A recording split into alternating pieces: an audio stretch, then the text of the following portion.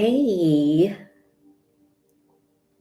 I think I am live, and um, I'm just gonna give this a little moment to roll, and then I will start. And if you're here live, say hello, and if you're on the replay, say hello as well. As always, I'd love to connect with you. Just give me a moment. Just gonna pop this on, make sure everything is up and running.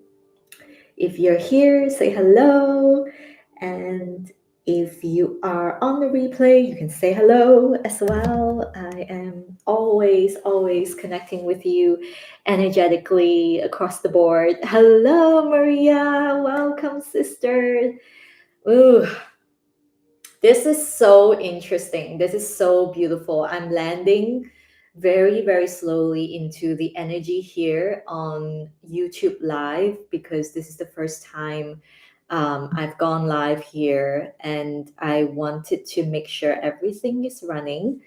And then I'll get into the space of just channeling through the transmissions that wanted to come through today here. Thank you, sister, for being here. All right, so checking connection, checking everything. All right, darling ones, let's put on a beautiful song. Let's see what we can have in the background so that we can feel into the energy of where we are. All right, beautiful. Oh, thank you, my love. It's absolutely wonderful to have you here. Okay, so today is an interesting one. Um, First and foremost, when I was tapping into what I wanted to speak about today, something that came through. Hello, sisters, welcome. I'm on YouTube Live, and I'm just so excited. Thank you, whoever that's watching. I can only see the eye. I'm not sure who you are until you say hello. So please check in. Please let me know if you're here. Say hello. I would love to just see your beautiful name pop up. As always, no pressure if you don't want to. So today I was tapping into what I wanted to share about the beautiful gift that you are, and to just awaken something in you. And it's so interesting whenever everything aligns, because what popped up on my like how Facebook and Instagram has that thing where, hi Karen, all my sisters are all here. Hi Jamie, welcome. On my Facebook and Instagram, on this day, something popped up and it reminded me of my past. And it's so interesting because I had to kind of sit with myself and actually rejoice in how incredible life can be. And then I was on a call earlier today and I was sharing about how I sort of manifested the life that I have right now. And it's so incredible that we as human beings, spiritual beings having a human experience, it's so easy for us to forget how powerful we are as manifestors. And I wanted to jump on here today to talk about how we can truly access that authentic goddess power within us. And in my books, when I talk about goddess power, and I want you to just tap into that yourself as well.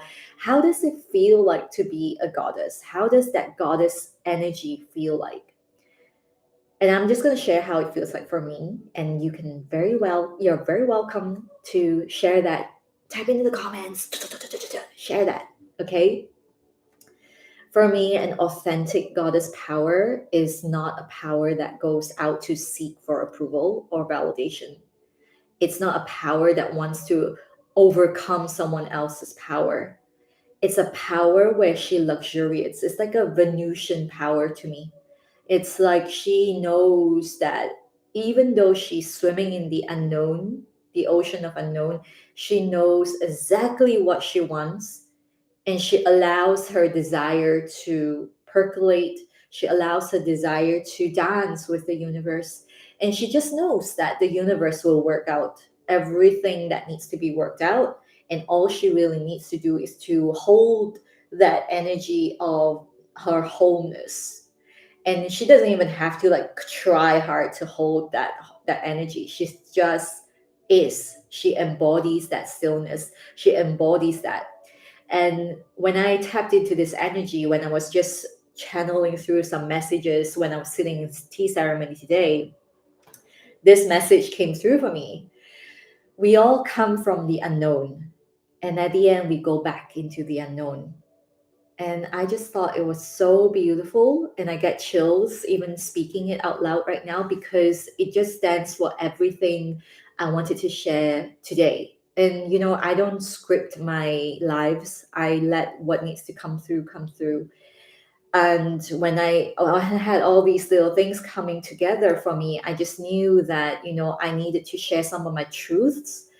And one of the things that I don't talk about enough is that I would absolutely never have dreamt that I would be doing this today, and that my goddess light can be shone, can be out there shining, let's just say it this way, can be out there shining light for others. I never ever felt that I was capable of that, but here I am embodying this truth every single day. And hello, beauty. Mine, I'm just going to read out your beautiful comment. Mine is my inner self love and freedom of golden flying. Oh, I love that. A goddess who trusts the unknown. Yeah, exactly. And in fact, I would actually invite you to feel into how it would be like to embody that unknown, to embody the knowing that I've got this. I've got this. And letting that land, letting that really really land in you. How does that feel like to toe to just really be so in love with everything in life, everything, every single thing that comes through? Because I truly want to tap into this today very honestly, because I always get this question, like, I would really love to do this and that and that, and I'll be like, okay, go and do it. What's holding you back? And a lot of times it's like, I wish I had that. I wish I had the money to do it. I wish my husband would allow me to do that, or like I wish my work would give me time off to do it. Like I wish I had, like, the time to do it. Like time. And one of the things that I really really want to share is that it is so important for us to access that truth of who we are, so that we are not bound by time, that we're not bound by things that were invented by humans.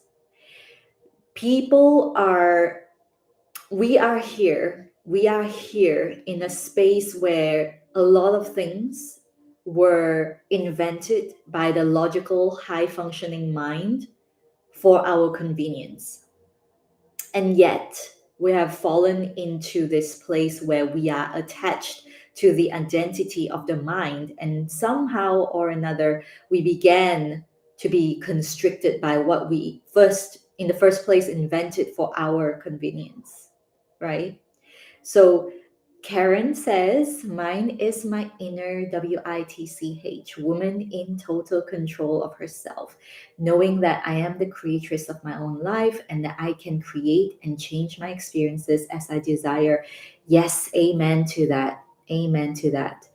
I truly love this. My sisters, you all know this. I just absolutely believe that when we reclaim the power that we can create anything we desire in our lives, we activate something that is so much bigger than this human experience that we are. And I want to say this in a way that I don't ever want to come across like I'm disregarding the human experience, because in my work, it is essential to place these polarities side by side, to draw that beautiful, to draw that beautiful artistry the mastery of the art of embodiment and enlightenment at the same time. Actually, today I wrote something about Zen, because I feel like so many people get this thing, and you can replace Zen with enlightenment, or I don't know, meditation, or just stillness itself. The word itself is absolutely interchangeable, but I'm sure you know energetically what I'm saying here. It is not about placing yourself outside of life, and that is like enlightenment. Yes, I'm done with life, right? Zen truly is about participation. You know, that stillness that comes, that embodiment that comes from living in life, and also at the same time, knowing that you are so much bigger than the human mind. And I think the world right now, humanity at large, is being called to come to this awakened space, into this awakened state of consciousness, where we start to question, like, how can life be just this? How can life just be this smallness, this fear, this paying the bills, this trying to be loved, this expectations to be met, to be met, right? Because I feel like a lot of us are sitting on the sidelines, thinking of stillness, thinking of power, thinking of the goddess energy, thinking of inner peace, thinking of limitlessness, when actually it is exactly inside of you already. And what you really need to do is to tap into that, right? It takes inner work to dive deep into this. And maybe that is one of the many reasons why many women don't want to do it. But if you're here and you're hearing me and you're listening intently, and you want to know, how can I be limitless? How can I really create the impact I dream of creating with my art, with my gifts, with my ability? All these little things that you know is yours, you have to understand that it is a choice first and foremost. And again, whatever I say here, I want you to take that with pure curiosity. If it lands for you, if it resonates with you, amazing. If it doesn't, I bless you and I leave you to really cultivate that sense for yourself in any other forms of ways that you resonate with. But in my world, when I came into a space where um, I found myself engulfed in my smallness and in my fears of failure. And I grew up with that, you know, all my life. I've been told to always have a plan B to fall on. You know, don't do anything artistic. Don't do anything that is, you know, self made or entrepreneurial, because entrepreneurs always fail. Entrepreneurs, they go bankrupt. All these things, right?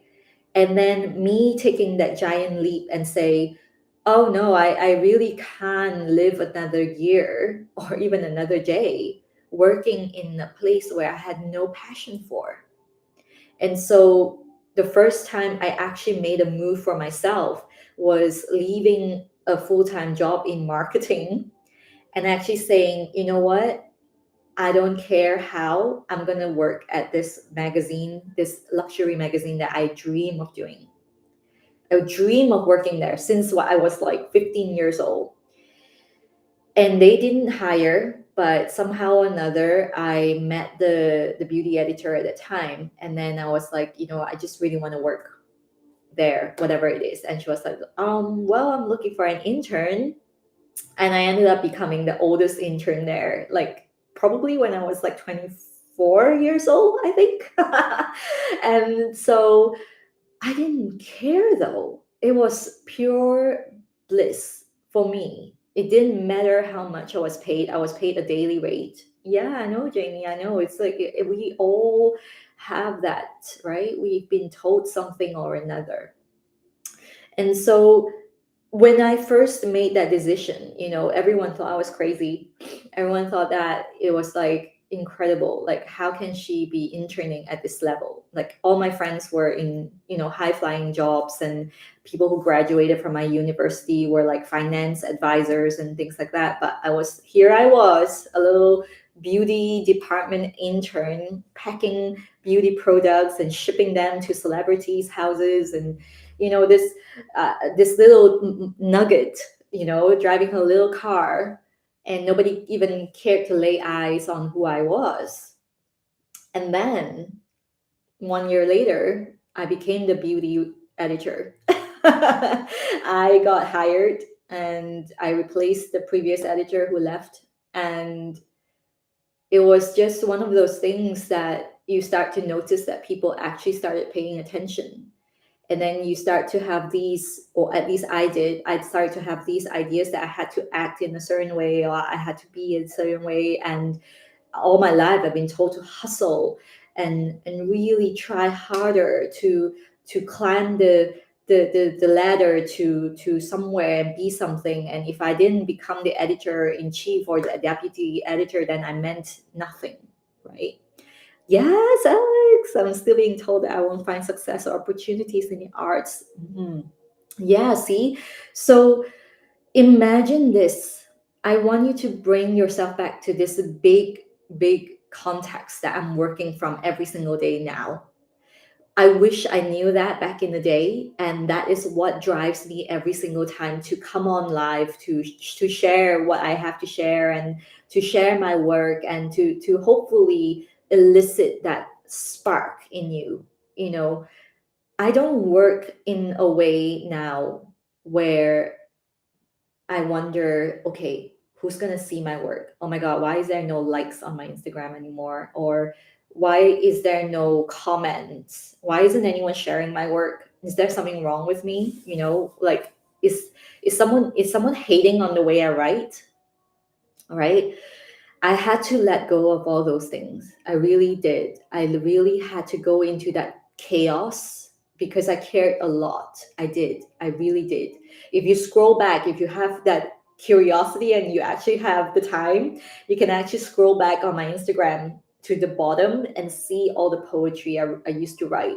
And I created this account at the time because I didn't want my friends or my colleagues at the time to see what I was doing on the other side of the world. Basically, like, I had two identities, or even more than two, I don't know. But because and also because one of my colleagues actually said, like, oh God, not another, like, spiritual boo boo woo woo post. Please put that somewhere else, she said. And I remember that was the moment when I just knew, okay, I need to create another account for this. I don't have that space here, and it's not respected. Whether it was supposed to happen anyway, I don't know, but that was what happened. And that was where this whole thing started. And then quite swiftly after that, I met Tea Spirit, and I started to really commune with the spirit like never before. And that has led me this far to where I am right now. So yeah, I mean, the journey hasn't been easy. Tea Spirit has really taught me to finally find a sanctuary where I can sit with the stillness and the chaos at the same time, and then eventually embody that vortex of stillness. Because I've always been a doer, it's been really hard for me. I'm a generator as well. If you do human design, if you're curious, I'm a generator and I have a sacral authority. And so I've spent a lot of my time growing up like ignoring my sacral authority, to the point where I had an eating disorder and I just lost touch with my body completely. So I had to relearn how to really understand what I want, because I couldn't even voice it. It was so interesting. I remember whenever people ask me, like, so what do you want? What do you really want? Like, do you want this or this? I couldn't even tell them because I I don't know. I really didn't. I really couldn't tell. And I lost touch completely with my intuitions at that time too. And so that's why, again, this also comprises one of my biggest passions, which is to teach women how to get back in touch with all their faculties, not just being not just unattaching from the identity of the mind, but also to work with the body so that you start to understand the language of your soul. Because the body is the communicator, is the bridge that kind of shares what your soul is saying. And if you know how to tap into that vast world, it is truly profound, because now you're actually opening your faculties up to receive so much more of yourself, and it is allowing you your full potential to be projected out into your reality through the body, not through the small box of your mind. So this is huge when I found out about it, right? And so I started to craft a way where I could really put this together, because I felt that in my own work. I felt that I experienced that. And so I thought, okay, right.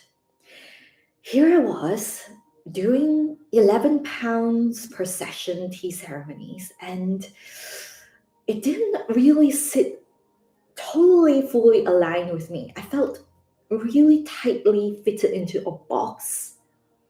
And so I was wondering, what can I do? What is it that I'm learning here? What are these amazing things that I can put together into a bigger scale, like a bigger context, as I was saying? And I started to work from there.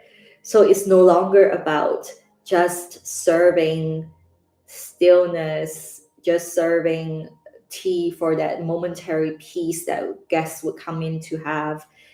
It was more about teaching people to cherish their lives, teaching women to embody that sacred temple, teaching women that they actually are goddesses, right? And I know Alex is probably not a goddess, but you do have a little goddess in you, I'm sure. But what I really want to say is, how can we hold the polarities of yin and yang? And then when I put that question out there, the next thing that rolled into my life was, oh, actually, there's so much to access about your ancestry. There's so much to access about my lineage. And so I started to dive into that. I started to go into, oh, that sacred altar I had at home that I grew up with. Why is it there? Who do we worship? Why do we worship them? Who is this person? And so I started to tap into all these beautiful things, and the transmissions started to come through. The goddess of compassion, Guan Yin, and then I have all my Taoist ancestors, and I have all these Taoist gods and goddesses. And then I realized it led me down into the Taoist alchemical healing ways. So, what I'm trying to share with you, my love, is that when you throw away all the shoots, right? Like things that people tell you in the name of love, I believe they tell you because they care. I would actually say truly tap into what exactly you want, instead of satisfying them in the momentary space, like the short term satisfaction that you get from their approval, the short term satisfaction you get from their validation. Because ultimately, if you are doing anything, and this goes so deep in, right? Even when you're doing your own thing right now, I would absolutely do this myself. I would have a daily check-in. Is there anything I'm doing now that I'm doing because I'm seeking for some kind of external validation? So I'm in the midst of launching a new online offering, the Priestess of Tea.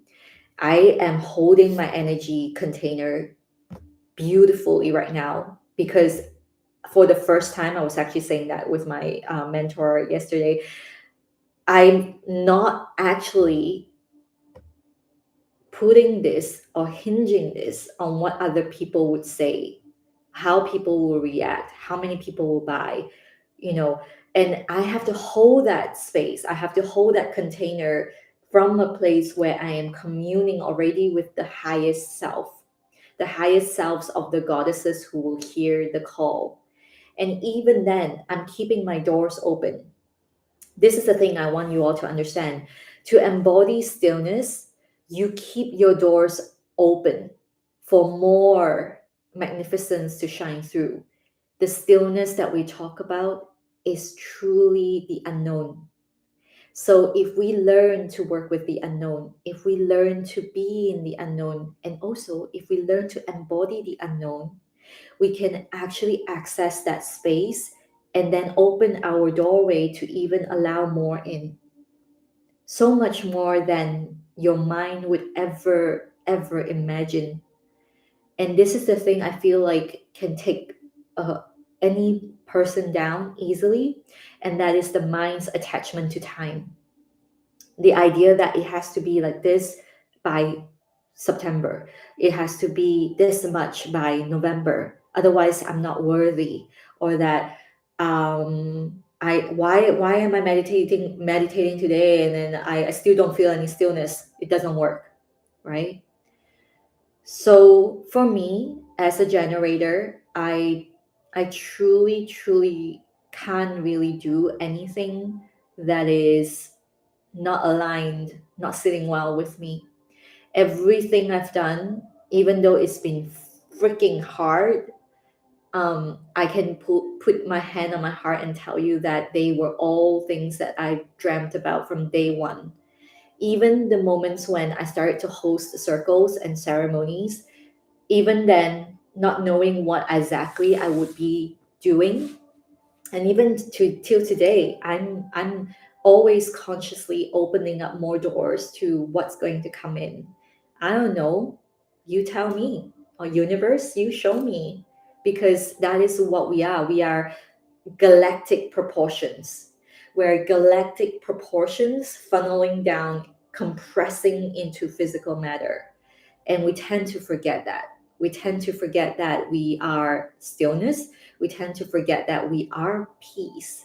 We are love, and that's when the embodiment goes out of the window, and all we care about is how can we speed up um, our vibration and frequency. How can we become more? How can we generate more? How can we manifest more? But the fun part of it is to how we can embody who we want to be. How can we embody what we desire? That is when the dreams start to come in without any reason, any rightful reason. It just happens. Miracles start to appear around you. Ordinary things become extraordinary. This is part of the artistry. This is part of what it's like to be an artist. This is what it is to be a mystic, a healer, whatever that you call yourself, a priestess, a goddess, right? The essence of that is this authenticity, this knowing in the unknown, the sense that we already are so much bigger than the fear that is going to captivate us in that singular moment. Because the fear will always be there, to be honest. Even in the moments, like I was just looking back in terms of like where I was today, 4 years ago, to today, I still walk with fear. Back then, it was a fear of something else, and now it's a fear of something else. I love these mingling of ideas, creating space for stillness and practicing true attention and openness. Yeah, I love the idea of. I oftentimes have a lot of conversations with women, and a lot of the similarities that hold space in the truth of who we are is that we know that stillness, we remember that stillness. And I read something yesterday that was so beautiful. It's almost the saying, it's something I would paraphrase, but it's almost like that stillness is a remembrance of where we were before we were born. This beautiful starlight in the sky, and then in that singular moment, we fall into this beautiful space where we start to grow in the void. We are created. And then we become the creator who is constantly creating. And then we start to create this creation. that is this life. And I think we all desire to remember that stillness, because that is the moment when we were close to someone who mothered us, who held us, who gave space for us to grow in that 9 months in that body, right? So that remembrance is real. That remembrance is something that I don't even need to put into words, but you can feel it in your body. And so for us to access that stillness, it's powerful, because once you've accessed that stillness, then you truly will understand what it means to be in wu wei, in non-action. And in Zen they call it the no mind, but the no mind is truly about living in a way that you live with such a like a clean slate, like a living, an embodied way of living, where you're laughing like a young child, but you also have the wisdom of an old sage. That is what it means. And of course, like, we experience life, we cry, we scream, we get angry, we get resentful. It's not about suppressing these things. It's about acknowledging the chaos of being human, and then coming back to that stillness, and then really transmuting them, alchemizing them into a bigger vortex of stillness. That is how the stillness begins to expand.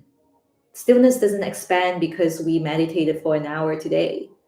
Stillness expands because we have dropped even deeper into not needing to know, not needing to know everything, not needing to suppress anything, not needing to hide away aspects of us. We want to keep allowing more and more of who we truly are into this world. It is so needed. you know Whatever that, for example, Alex has all these beautiful bowls, the tea bowls that he makes. These are beautiful things. And Karen has this beautiful, like, amazing ability to cut through the galaxy to bring salvation to wounds. And then Jamie as well, with your beautiful sisterhood and just being able to hold space for all these things. And if Maria is still here, still being that space of helping people to access their ancestors. Everyone has different aspects. And if we don't allow that in, then I don't think we can even ever even see the change that we want to see, right? And I think that's what really makes me keep going, because I want to be the change. I truly believe that. And for me, I don't want to stop.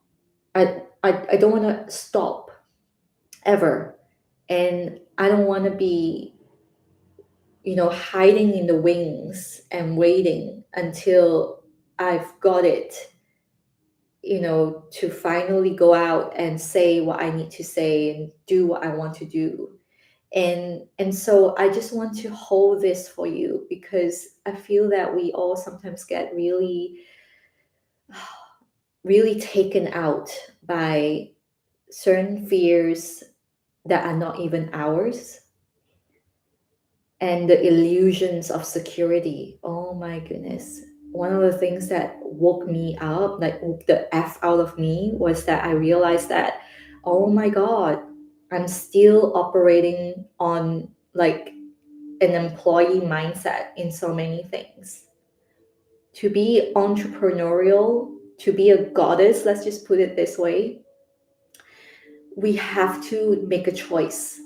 Like I said in one of my posts recently, red pill or blue pill.